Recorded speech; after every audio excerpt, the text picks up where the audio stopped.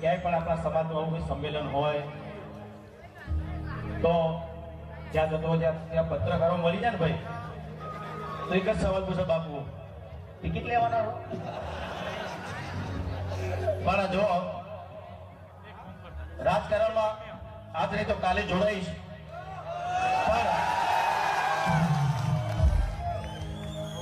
બાપુની જોડે રહેતો છે મારા.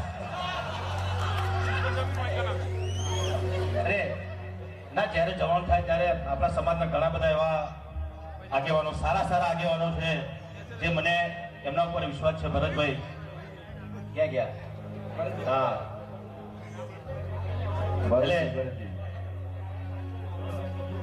અત્યારથી પણ નોંધ થાય છે કે નહીં તો નહોતો વાગી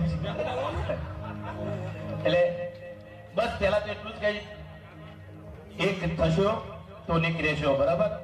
એટલે આપણા દરબાર હોય, ઠાકોર હોય, ક્ષત્રિય, બધા આપણે એક જ છીએ ને હંમેશા એક રહેવાનું છે. એક રહેશો ને તો આ અત્યારે તમે જો બીજા સમાજો આગળ છે એનું કારણ કે બધા એક થઈ ગયા છે, બરાબર? ને આપણા બધા વાડા પાડી દીધા છે, તો આ વાડા ના પડવા જોઈએ, એક થઈને રહ્યો.